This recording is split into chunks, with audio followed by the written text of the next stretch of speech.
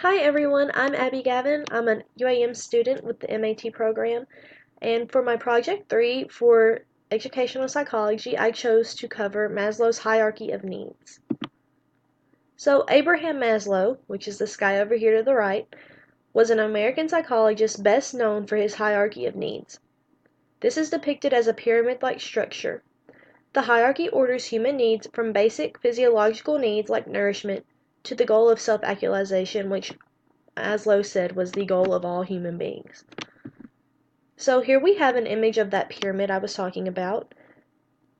At the bottom we have physiological needs, which include things like food, water, warmth, and rest. Slightly above that we have safety needs, security, safety. Above that, belongingness and love needs, including intimate relationships and friends. Then esteem needs, prestige and feeling of accomplishment, and self-actualization needs, which is the goal of everything that people do, according to Maslow, which is achieving one's full potential, including creative activities.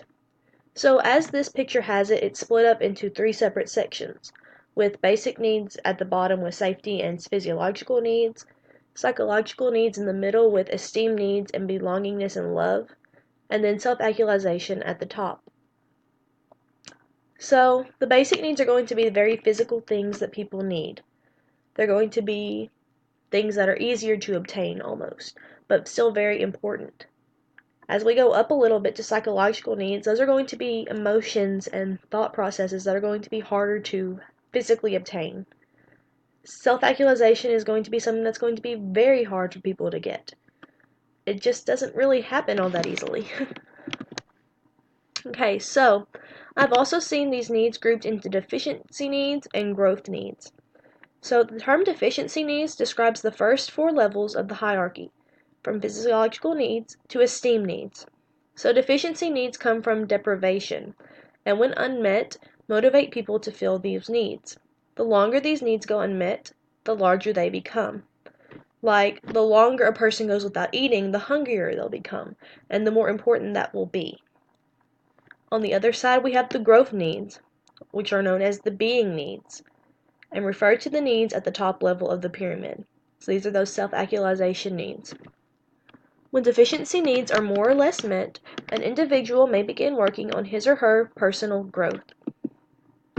So, that first level is physiological needs. The first level of Maslow's hierarchy deals with physiological needs.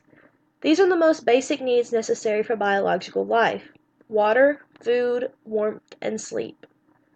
These needs have the highest priority because these are the things that a person literally cannot survive without. When a physiological need goes unmet, a person will sacrifice any other need or desire in order to fulfill it. For example, a starving person is likely to risk his or her personal safety in order to gain food. Meeting these needs in the classroom can be as simple as providing students with meals, allowing them access to water, or even allowing them to take a brief nap if they are in desperate need of sleep. Then we've got our safety needs on the second level. While physical safety certainly falls under this level of the hierarchy, safety here refers to a wider scope of securities, including economic, social, vocational, and psychological safeties. Safety needs can refer to shelter from the elements, a structured law structure, or a stable situation to fall back on.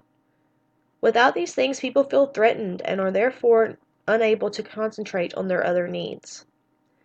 So, if you're a person and you don't know where you're going to sleep at the end of the day, or if you're worried that you're going to lose your job, those are going to be things that are going to distract you from anything else that you need to take care of.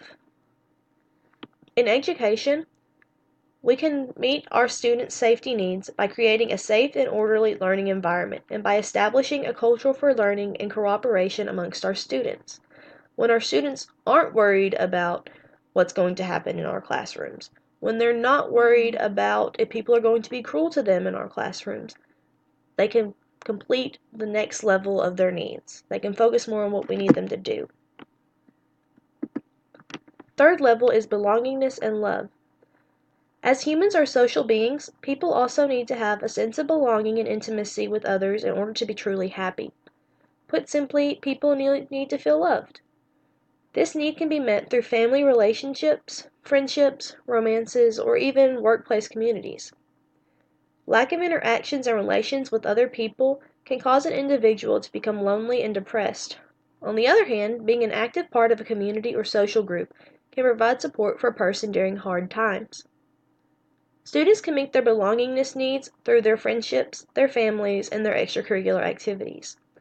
As teachers, we should strive to let students interact with each other and encourage group work and community within the school or classroom. This could be things like sports teams. It could be things like how you group your kids together, making sure that they work together with people who understand them and who they can truly fit in with. That's going to help them feel more comfortable. Fourth level is the esteem needs. Esteem needs are those that deal with one's value and the respect they receive from others and from themselves.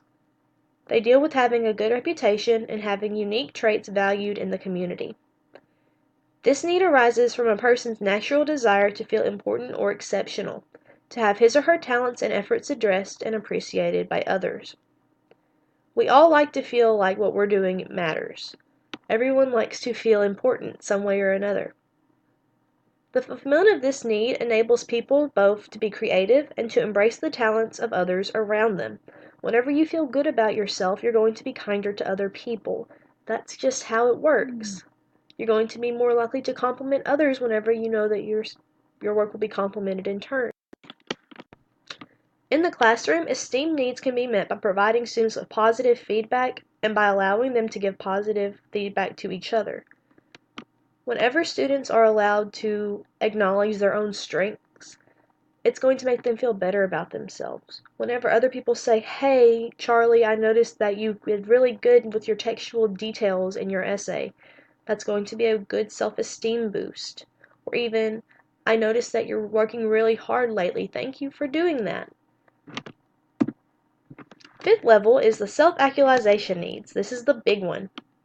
When a person has met all of the preceding needs, they have the ability to reach their full potential and become self-actualized. Maslow believed that self-actualization was the desire to fulfill one's desires and meet far-reaching goals. It is a desire to reach one's full potential and to explore the possibilities for one's own life, resulting in true happiness. People who are self-actualized are happy, confident, and caring. They think for themselves and enjoy life through its ups and downs. As teachers, we can help students reach self-actualization by encouraging them and expecting them to be all that they can be and not accepting anything less. As teachers, we need to push our students, and self-actualization is all about that. It's all about the potential. It's all about what could be and not about necessarily what is right now. So, it's something that a lot of people struggle with. People don't always think about things like that because they're so busy meeting their other needs. They're so busy getting a job that'll take care of it now, making friendships that'll work out for now, that they don't think so much about the future. That's what self-actualization is. It's about having a bigger goal and a bigger dream. And, where is a better place to figure that out than at school? You might not get that so much at home, but in education, it's our job to tell kids, "Hey, yes, you can do this. You have the potential to do that. It's all on you and you can do it." We can't accept things that are less than what our students are truly capable of in education if we want them to eventually reach this state. So, that's it. Thanks for watching. Have a good night.